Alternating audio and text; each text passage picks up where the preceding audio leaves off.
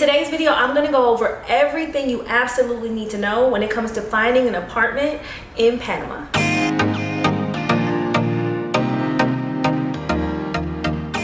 Hey y'all, welcome back to my channel. If you're new here, make sure you hit that subscribe button because we got so much to go over today, and I definitely want to make sure you get all the good information when it comes to finding an apartment in Panama, specifically Panama City. Y'all, I have been on the hunt, okay, for the past probably about 6 weeks now trying to find an apartment, and it has been quite the journey, and I've learned so much. I had to come and tell y'all all the juicy details. If you've never been to my channel before, about a year and a half ago, I packed all my stuff, put it in storage, and moved abroad. What started off as what I thought would be just a few trips across Latin America resulted in me permanently moving to Panama City, Panama. And so consider me your Panama City bestie, because I'm here to get all the info so you don't have to guess. Now, let's talk about the important stuff. If you're planning a trip abroad and you plan to stay 3 months, 2 months, a couple weeks, or whatever the case may be, you probably don't want to jump into getting an apartment right away. But if you know you're going to stay more longer term, 6 months to a year or more, this video is definitely for you. The first thing you're going to need when it comes to finding an apartment is a realtor. All right, it's very different from, I don't know where you're watching from, but in the US, you could just go into an apartment complex or go online and apply, and you can get an apartment like that. Obviously, they're gonna go through like credit check and, you know, proof of income, things like that, depending on where you are. But here, you definitely would benefit from having a realtor to not only give you access to certain listings, but also to communicate with the owners of the units that you may wanna rent. Now, when it comes to finding a realtor, it's fairly easy. You can definitely go on to sites like Encuentra 24 or Encuentra 24, Inmo Panama, Facebook Marketplace, Compreo Alquile, I think that's how you say that one, and of course, social media like Instagram and TikTok. All of these sites have so many listings. Also, the private real estate companies also have listings. So do a quick Google search, and I'm sure you can go down a rabbit hole of listings in Panama City, Panama. And it truly is as simple as sending a WhatsApp message. Hey, saw this listing, I'm interested. Now you have somebody who can help you. That's how I found a couple of the realtors that I was working with. And then some of them also reached out on TikTok and Instagram, which was very helpful, because one thing I will say is that it can be a bit of a back and forth. Like, they're working with tons of clients and there are tons of people looking for apartments. And so sometimes it could be a little slow depending on who you're working with. And so this is just what I did, okay? I'm not saying this is the right way to do it,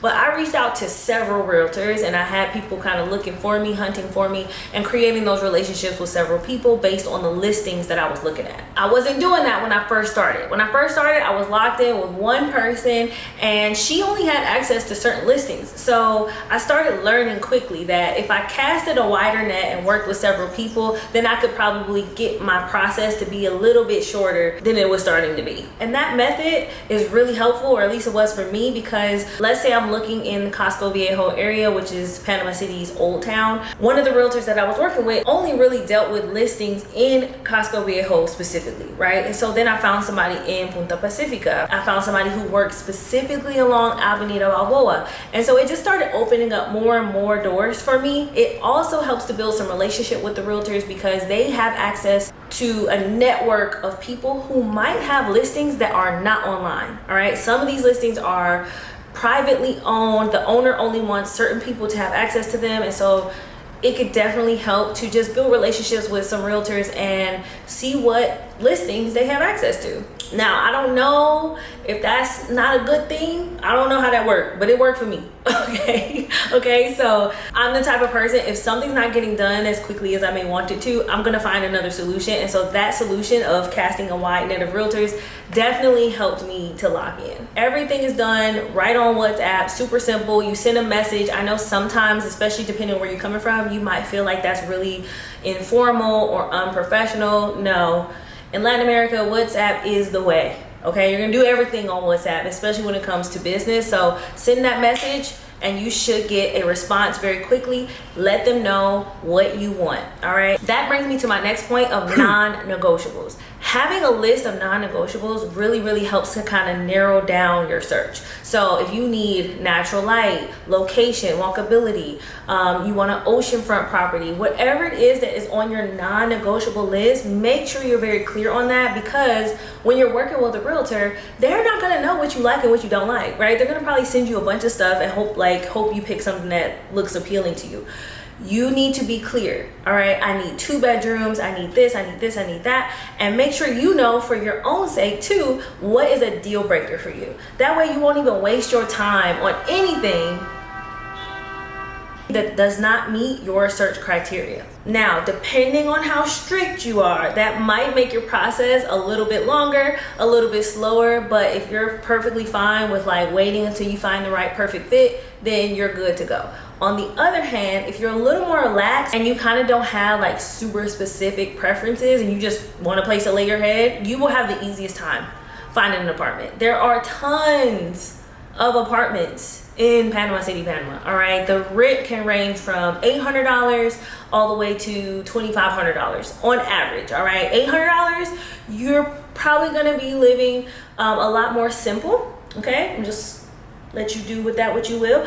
Or if you're going up towards the more 1,500, 1,700, some people will tell you that's very expensive for Panama, but honestly, for me and the things that I like, I have found that 15 to 17 range is about on average what I like, right? Like, especially for the ones that are fully furnished. I think that is a super advantage in Panama City when you're looking for an apartment, is that a lot of the apartments are fully furnished. Now, you can choose to get a completely empty unit and furnish it yourself, but I mean, if the furniture is pretty new, it hasn't been lived on too much, you know, the mattress is new, then I don't mind. And you can also use that as a negotiation piece. Negotiation, why that sounds so weird when I say it? You can use that to negotiate with your realtor, like, hey, you know, I really love this unit. Maybe it's $1,800, but you wanted to have a new mattress and maybe the couch cushions are a little old. Okay,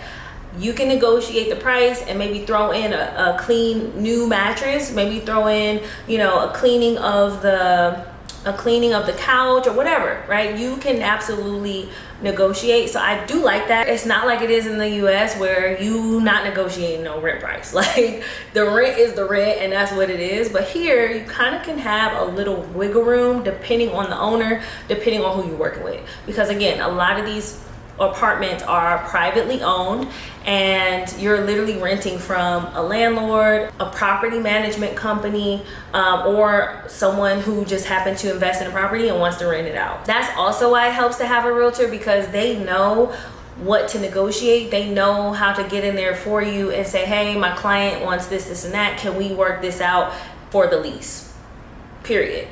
Speaking of leases, most leases in Panama City are 12 months. All right, and you're going to pay 1 month of rent plus a deposit, and that deposit is more than likely going to equate to a month's rent. So for example, if you have a $1,500 apartment, once you sign that lease, you're going to pay $1,500 for that first month rent and a $1,500 deposit. So just be ready. If you know, I'm ready to get this apartment, be prepared, because if you find what you like, you need to be ready to pay that $3,000, or be ready to at least pay the deposit to hold the apartment for you, because these apartments go so freaking fast. They go fast. All right, so that's not to say like, oh, you found something you like and now it's gonna be gone tomorrow.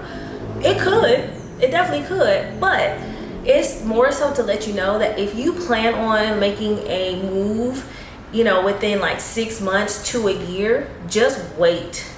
All right, just wait to find an apartment until you're about maybe like 2 months out or a month out, because if you try to do it 6 months in advance, it's just not smart. Okay, just wait until you get close, because you're gonna have options. Be looking and understanding like what you like, what's out there, what neighborhoods you want to live in, and then that way you kind of get a feel. Also, I would recommend taking a trip to Panama City and staying in the neighborhoods that you think you might want to live in. All right, there's plenty of people who send me DMs and they're like, I'm moving to Panama. I've never been to Panama, but I'm moving. And I'm like, great. They automatically want to jump into finding an apartment.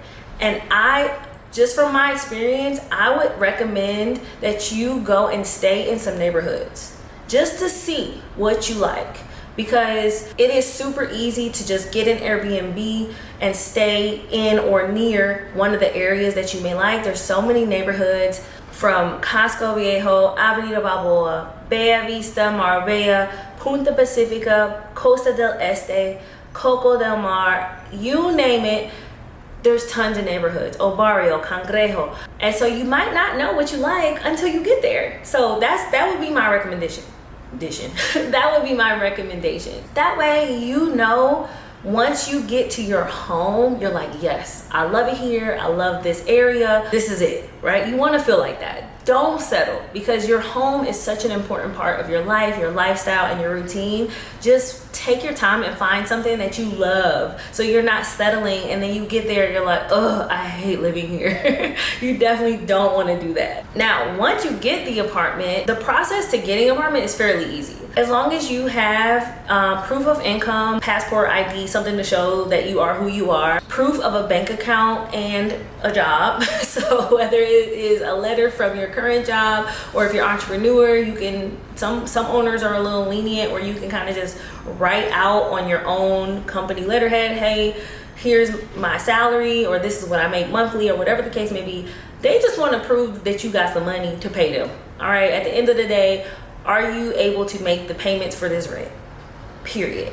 If you're able to do that, you're good to go. It's very simple. You sign the lease. I recommend having the lease in English and in Spanish so you can understand what you're signing, right? And if you do have something that's in Spanish, maybe get your realtor, if they speak English or Spanish, to translate it for you, help you read it, help you break it down, because the last thing you want is to sign something and then they got you locked into something that you didn't agree to unknowingly. Okay, so just do your due diligence there. Ask for a translated copy of the lease so that you at least have it. And then, yeah, you pay your first month, you pay your deposit, and you're good to go. Some things to keep in mind is that you're definitely going to pay for something extra in addition to rent. In most cases, it's not a lot, but it may be something like the air conditioner maintenance, or maybe the electric. But sometimes that stuff is included, so don't let me say something that's not true. Sometimes it's included, but you need to be clear, you need to ask, so that you're not like, wait a minute, what's this bill for? And you didn't ask no questions. So ask about that and make sure that that is in the lease, okay? Usually they're very clear, very straightforward about it, and they'll make sure everything is listed plain as day. But you still want to just ask so that you at least know what to expect when it comes to the financial side of signing your lease. So I've found that most of the time the Wi-Fi is included. Sometimes they'll transfer something to your name, like the Wi-Fi might be transferred to your name, the electric might be transferred to your name. So just be clear on that. You also want to be aware of the building conditions. So for example, if you're staying in, let's say, Casco Viejo, a lot of these buildings in Casco Viejo are very old, and so even sometimes the newer, more updated buildings might not have things like hot water, or they might not have air conditioning. So make sure that you ask if the building has hot water. If it doesn't, that the unit itself has like a converter where it takes the water and turns it hot. Listen, I've had to learn the hard way a couple times of getting in a building that is very nice but does not have any hot water. So now it's like a little badge of honor that I can take a cold shower like a G, but it's not comfortable. So, just ask and also test it out. If you go to a unit and you're like, let me make sure this has hot water, if that's like a deal breaker for you, and you want to be very, very sure, go in that bathroom and run that water and just see how hot it gets, if it gets hot. Because I'm just telling you, that's on you. Okay, that's on you. Speaking of building conditions, I highly recommend going and touring the properties, because a lot of these high rises especially have been built within the past probably 10 to 15 years, and some of them have not been updated since. Like some of them, the pool, the amenities, all of them still look like what they did when they first started the building. So you'll see a picture online and be like, oh my gosh, this view is amazing. And it will be. But then you'll go to the building and you're like, okay, No wonder this is $1,000 a month. That's something to look out for. It's also important that when you're going to a community or a neighborhood that you check out what you will or will not tolerate in a community. So I know I keep using Casco Viejo as an example. I love Casco Viejo, but if you go to Casco Viejo and you see this very, very, very nice apartment, beautiful, right, on the inside, but then you go outside and it's across the street from some impoverished conditions, you have to know whether or not you're going to be okay with that, because Panama City has been being, why can't I talk today? Panama City has been being revitalized. Yeah, that makes sense, right? It's been in the revitalization process for years. I mean, for decades. And so they're constantly building. And a lot of investors will get into the not so nice neighborhoods and they'll just wait. They'll just wait until the neighborhood flips over. And if you're not up for the wait and you're renting a property from someone, then you gotta know, again, what your non-negotiables are. Poverty doesn't always mean danger, but at the same time, like, you have to understand what your comfort zone is when it comes to your living arrangement. So I'm just keeping it real with you because there's so many buildings that are beautiful in Casco Viejo, but some of these people ain't got it like that, you know, and they're living in buildings with tin roofs and no doors. So, you know, just putting that out there in case you've never been or you've been and you don't know what to expect in terms of apartment hunting. Oh, that's another thing. One of the reasons I recommend going and staying in like an Airbnb in the property that you may want to rent in is because you might not know the noise conditions until you get there and you stay for like a week. For example, I stayed in a property once, Monday through Thursday, silent. But come Friday, a whole fiesta in my living room. Like, I'm talking about walls shaking because it's a little like bar downstairs. And I didn't know until the weekend came and it opened up. You know what I'm saying? So like, you really won't know for real until you go and you live somewhere. Now, some people are just fine and they'll go find a place and they're like, yep, this is it. They move in, they love it. So I'm not trying to say like that can't happen. Like, you can't rent a place, sight unseen, go in and love it. You absolutely can. Get that non-negotiable list together. Make sure you get a realtor. Know exactly what you want. If you don't know the neighborhoods or if you've never lived in Panama before, go live in the areas that you might want to live in, because each community has its own vibe. Like, every community has its own little vibe, okay? And this is a little exclusive. I'm gonna share with y'all and y'all only, okay? Here are some of the apartments that I've toured that I thought were really nice and were on the potential list, all right? So I'm gonna give you a little preview. Don't tell nobody. This is La Cuadra. Very nice building. It has so many unique floor plans in it and they're very nice. Like, they just built this not too long ago. It is beautiful. I would absolutely live here. But when you go outside, it's a little rough. Okay, it's a little rough. Give it about another maybe 2-3 years. It probably won't be, but it's 2026 if you're watching this video. It's a little rough. All right. Now, that's not to discriminate against the people that live in the community over there. They're very nice. I feed them kids sometimes. I walk out and I'm, hey y'all, you know, no big deal. I don't feel like I'm in danger. There's security over there and all that, but it's rough. Okay. So that's the only thing about that apartment, but beautiful apartments in that building. It's also in Casco Viejo, like, it's walking distance from everything. So it is definitely an amazing location. If you could deal with the little rough around edges, you'll be fine. You'll be fine. Next, we got Yo Panama, a very popular building. It's a little older.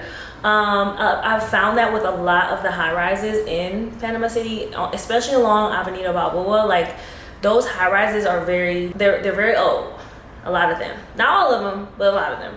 And so sometimes, depending on whether or not the owner has like updated the actual unit, it might be a little, you know what I'm saying, might be a little old. So you gotta, you know, just go and see for yourself. But the units that I've toured there are beautiful and have amazing views, especially if you get up in those like top floors. Some things to consider is that some of these units do Airbnb. So if you don't mind that, cool, but keep that in mind. If you're the type of person you don't want a lot of the in and out, especially people who don't live in your building, then you got to ask like, hey, this building do Airbnb. Luckily, a lot of buildings in Panama City, especially once you get outside of a certain zone, you can't do Airbnbs in certain buildings. So some allow it, some don't. It depends on the zone that you're in. Now, this building I toured is one of the newer builds. It's called Armani Nuovo. It's very popular, very new. The building itself, oh my gosh, beautiful. The amenities, top tier. The units are a little small for the price point to me. Most of them are 2 bedrooms, and they're just a little blocked off. Like, I like big open floor plan, and so because of the price, they range between like $2,000 and $2,400. That price point for like a smaller kind of compacted unit, I'm like, but the building is beautiful. The location is great, depending on what you like, and it is fairly spacious, but I just like more of an open floor plan. So that's just kind of, again, your preferences, your non-negotiables. Keep those in mind when you're touring. It is a nice building. I know a couple people that live there and they love it. So it just depends on what you like. All right. And if you need a realtor or you need help with anything specifically as it relates to like relocation or anything like that, I do have a form below where once you fill that out, it's just so that I can keep up, because there's so many people that reach out and they're like, hey, can you send this? Can you send that? And I'm like, I can keep up. So fill that form out and I will send you the list to the realtors that I've worked with. There are several, and the law firm that I work with who helped me get my visa. Okay, I'm gonna make a whole nother video on that because this one's already long. So that law firm, mwah, no bars. Chef's kiss, took all the work off my plate. 10 out of 10 recommend. Make sure you fill that form out. That way I'll have your information and I'll just connect you with my realtors that I used. I got you. That's really it for now. Happy hunting if you are looking for an apartment. Again, do not rush. You can always Airbnb, get a hotel, do whatever until you find the one that is right for you so that you can call it home and be happy with your choice. Other than that, make sure y'all hit that subscribe button. Okay, if you're looking for things to do in Panama, don't forget I do have a things to do in Panama guide. And in the meantime, I will see y'all in the next video.